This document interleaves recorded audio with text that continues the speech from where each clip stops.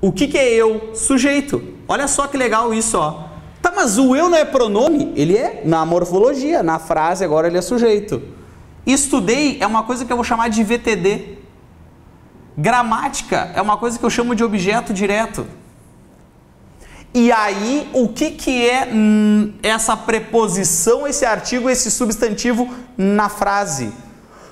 Na frase é o que eu chamo de adjunto adverbial.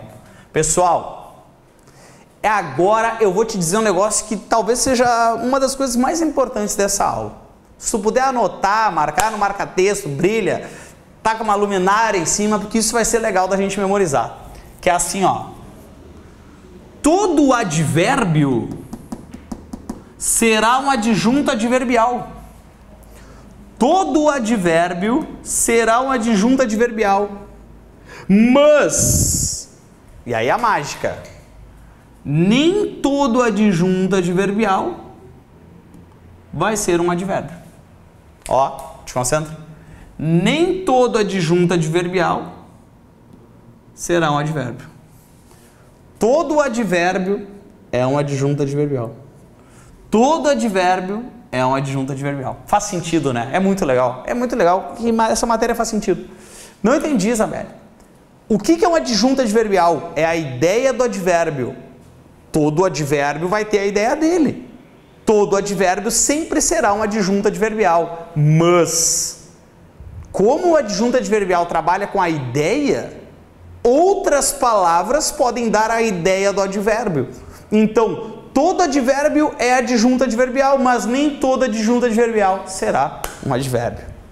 Legal? Baita informação para fazer o link da aula 1 com a aula 2 e isso vai nos ajudar para o futuro. Tá, mas não foi assim que eu estudei os advérbios na minha vida. Como é que foi? Ah, foi com uma listinha. Beleza? Então, tá aqui a listinha. Ideias, advérbios de lugar, de tempo, de modo, de negação, de intensidade, está tudo aqui, ó. Essas palavras vão funcionar então como advérbios. E as ideias desses advérbios, as ideias de tempo, as ideias de lugar, as ideias de modo, as ideias de dúvida, que vão nos ajudar a entender o adjunto adverbial. Legal? Vem comigo. Vamos estudar uma coisa chamada de preposição. Um dia lá na nossa vida escolar, a gente decorou essas preposições aqui, ó. A, ante, até, após, com, contra, de, desenho, entre, para, perante, sob, trás. Era isso as preposições. Todo mundo foi obrigado a decorar. Uns decoraram, outros não. Mas foi obrigado. A Sora mandou. É mais fácil decorar do que ficar pensando. O que a gente vai fazer agora? A gente vai pensar, tá? Porque olha só. Preposição é uma classe de palavra invariável. Destaca essa palavra para mim, por favor. Se ela é invariável, significa que tu pode decorar. Não entendi. Não entendi essa parte aí. Eu posso decorar. Assim, ó. Tudo que é variável, tu não consegue decorar. Porque aí tem feminino, tem masculino, tem singular, tem plural, tu não consegue. Mas tudo que é invariável, tu consegue. Por exemplo, os advérbios dá para decorar. As preposições dá para decorar. Mas tu não consegue decorar os substantivos e os adjetivos. Ah, mas o artigo é variável, eu decorei. Sim, mas só tem 8, né? Os substantivos tu não conseguiu. Então essa é a sacada, assim, né? Que a gente tem que começar a ter um pouco de maldade. Preposição não muda. Para sempre vai ser essa lista. E ela liga, essa palavra é importante. Várias classes de palavras têm esse poder de ligar coisas. Ela liga elementos da oração com a ideia de subordinar. Mas o que eu quero que tu entenda é isso, ó. Ela tem a ideia do regente e do regido. Ela é o que liga, o que pede e o que obedece. O que manda e o que recebe. Essa é a ideia. Ela faz uma coisa chamada de regência. Agora, se tu entendeu a matéria, agora tu vai dar vontade de chorar. Ô Zambelli, não entendi nada. Já estudou um dia uma coisa chamada de regência verbal? E o nome da outra era regência nominal? Qual é a diferença da regência verbal para a regência nominal? É que aqui foi o verbo que pediu a preposição. E aqui foi o nome que pediu a preposição, certo? Isso é a matéria. Ah, mas e quando é que a gente vai estudar aquele monte de verbo? Aí é aula 4. Olha quando tu já tem noção do que é uma preposição, agora eu estou fazendo base. Regência do verbo, regência do nome. Verbo, o verbo pede, e aí cai na nossa prova, e é importante da gente dominar essa ideia. A e a. Olha só. A preposição a da linha 19 e a preposição a da linha 20 são oriundas da mesma classe de palavra. E tu, Jesus, o que é oriunda, que eu não sei. É que veio de. A preposição veio do mesmo lugar. Não é diferente? Porque quem assiste, no sentido de ver, o verbo pede a preposição a. Mas olha de baixo, estou alheio a tudo isso. Eu estou a ou alheio a? Alheio a. E alheio é verbo? Eu alheio, tu aleias, ele aleia, nós aleiamos. Não é verbo, velho. Não é verbo, isso é nome. Então olha só. Na de cima, o verbo pediu a preposição. Na de baixo, o adjetivo pediu a preposição. E aí eu quero plantar uma maldade. Se essa preposição sai de um verbo, e se a outra preposição sai de um nome, elas podem exercer a mesma função sintática. Te liga nisso. Uma saiu do verbo, a outra saiu do nome. Elas podem exercer a mesma função sintática se elas nasceram de grupos rivais diferentes? Isso não é Romeu e Julieta. É óbvio que não pode. Elas vão ser coisas diferentes. Então, olha só que legal. Vem, vem, vem. Não desiste ainda. Olha aqui. Olha só. Assisti ao vídeo do curso e estou alheio a tudo isso. O termo sublinhado na linha 18 e o termo sublinhado na linha 22 exercem a mesma função sintática. E tu, caralho, eu nem estudei essa aula ainda. Mas já dá para responder. Por quê? Porque esta preposição a está saindo de um verbo e esta preposição a está saindo de um adjetivo. Então a resposta é não, elas não exercem a mesma função sintática. Por quê? Porque uma sai do verbo, então, te concentra nesse nome, complemento verbal. A outra está saindo de um nome, não de um verbo, complemento nominal. Então anota aí para o futuro, tá? Eu sei que tu não tá nem aí, mas anota para o futuro. Isso aqui é uma coisa que a gente chama de objeto indireto. Objeto indireto. É quando o verbo pede a preposição e ele se liga de forma indireta ao verbo. Ele se liga pela preposição, ou seja, não grudou no verbo. Tem a preposição de barreira, indireto, por isso. Agora, quando for o nome, anota aí para mim. Complemento nominal. Oi, não entendi nada. O nome pede um complemento e este complemento completa o nome. Que legal, né?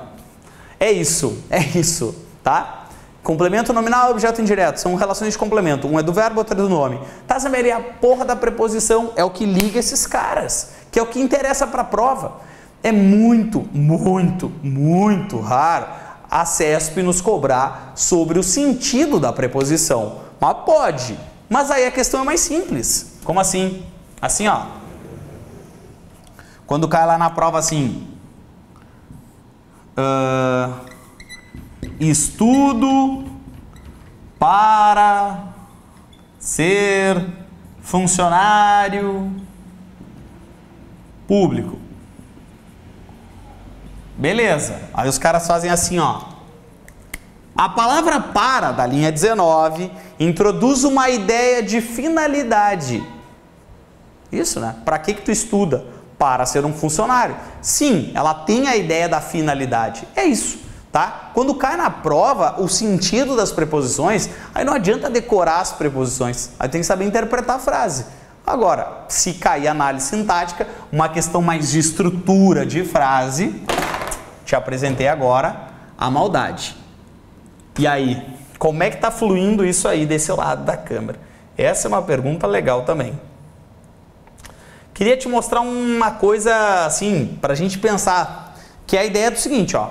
Claro que é um monte de informação nessa aula 1, mas são informações que assim, ó, somam nada com coisa nenhuma que vai dar alguma coisa, tá? Parece ser um monte de nada, mas isso no futuro vai começar a ter um resgate.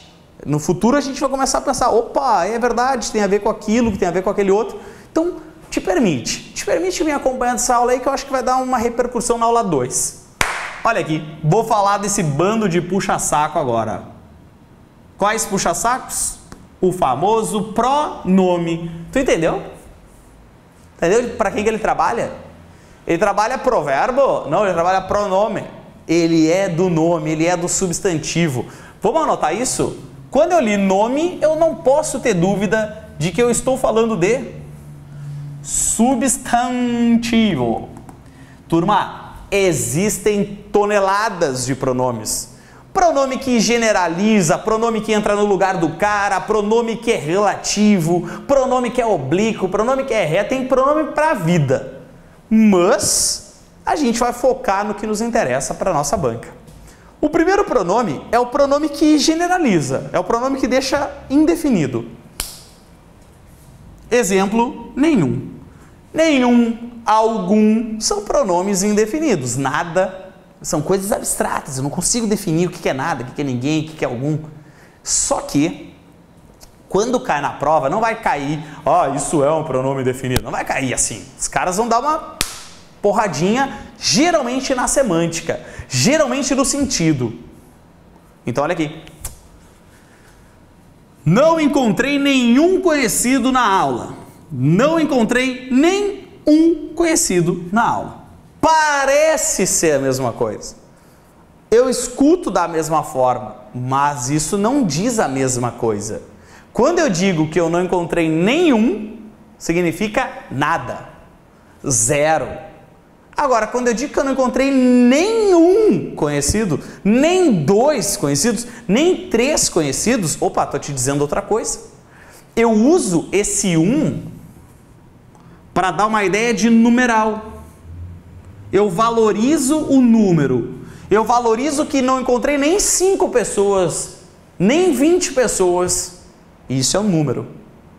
Agora, quando eu não conheci nenhum, nada, aí é o pronome indefinido. Aí é o pronome que generalizou essa informação. Legal, né? Tá, e o que eu ponho ali naquela chave ali, Isabel, então? Que eu me perdi. Anota para mim aí que a semântica e a morfologia... Não entendi nada. Lembra que são análises, são formas de analisar as coisas? Semântica, analiso pelo sentido. Morfologia, analiso pelo que ela é. Elas são diferentes. Um trabalha com pronome, o outro trabalha com numeral. Um trabalha com uma relação genérica, o outro trabalha com uma relação de quantidade. Então, eu posso botar que são relações diferentes. Tá, Zambelli, se cair na prova, relaxa. Porque vai ser uma forma mais generalizada. Não te preocupa. Certo? Vamos fazer mais um pouco de pronome aí. Vem comigo. Vou falar agora dos pronomes demonstrativos. Não entendi os que demonstram. Esses pronomes, eles são muito legais. Porque a vida inteira a gente está assim, ó. O esta, o essa, e aí quando? Quando depende da ideia que tu quer dizer. Eles têm 4 possibilidades. Eles têm a chance de indicar uma ideia de espaço, uma ideia de tempo, uma ideia de discurso e uma ideia de retomada. Então, dependendo do sentido que eu quero dar para a frase, eu escolho o pronome adequado. Te liga, é assim. A relação do espaço é mais difícil de cair na prova. Quando cai a relação de espaço, costuma cair em charge, em texto que mais simples. Então funciona assim, ó.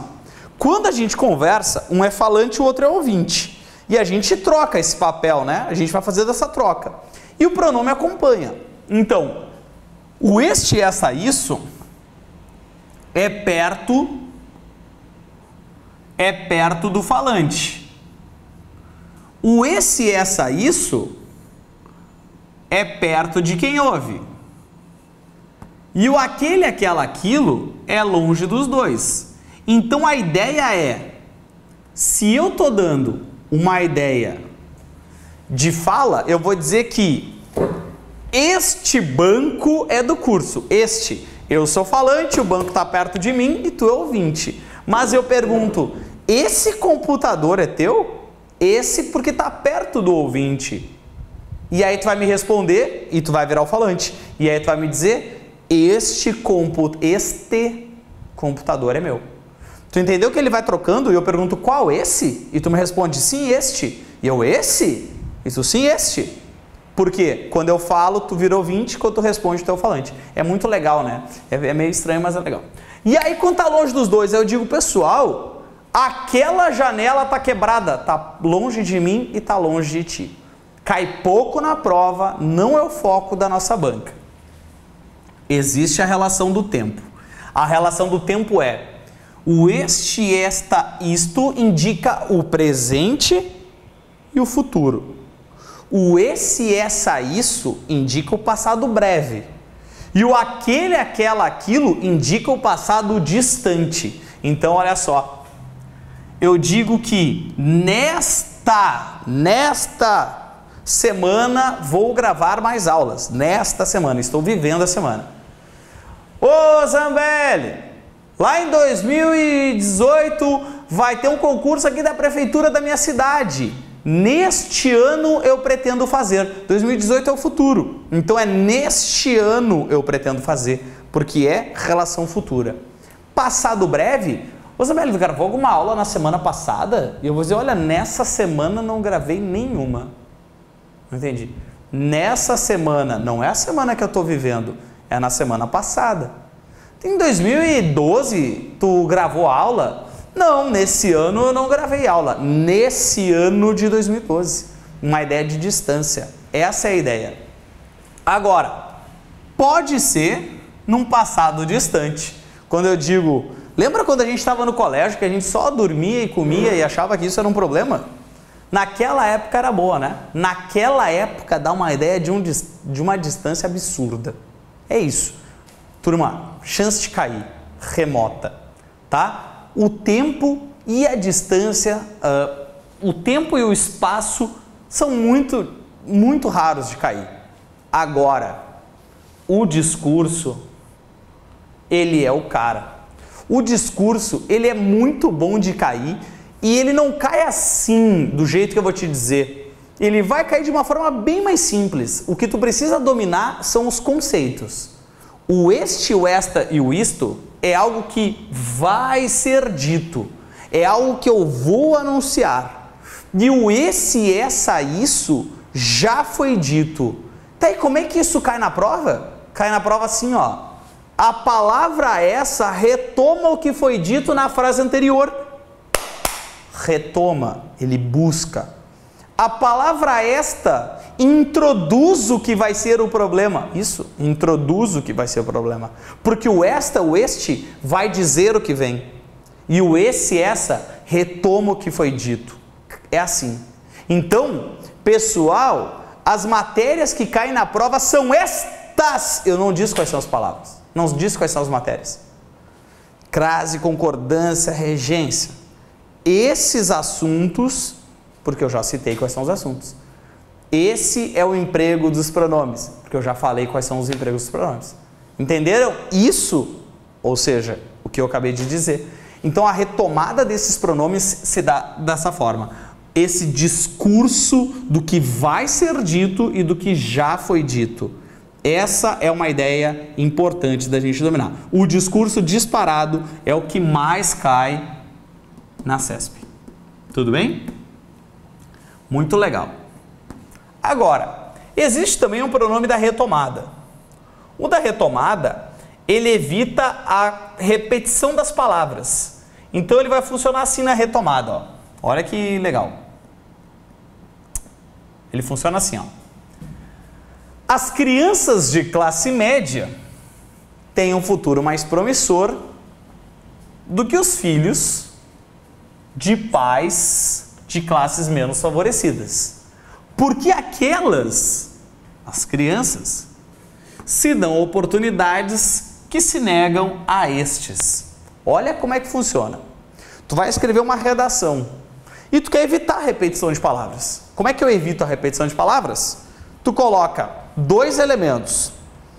O mais próximo no texto, né? O texto está andando para cá, ó. O mais próximo é o este e o mais distante é o aquele. Então, não importa a ordem que eu vou buscar os caras. Não entendi. Assim, ó. As crianças e os filhos, aquelas e estes. Tá vendo que eles foram os últimos a serem citados? Então eles são os mais próximos, por isso que eles são estes. E aquela, porque elas são os mais distantes. Dá para inverter aqui embaixo? Dá, não vai mudar nada. Quando eu digo assim, ó, as crianças de classe média têm um futuro mais promissor do que os filhos. Se negam a estes, os filhos, o que se dão aquelas, as crianças. Não interessa o jeito que eu vou buscar embaixo, a ordem que eu vou buscar embaixo. O pronome é que importa.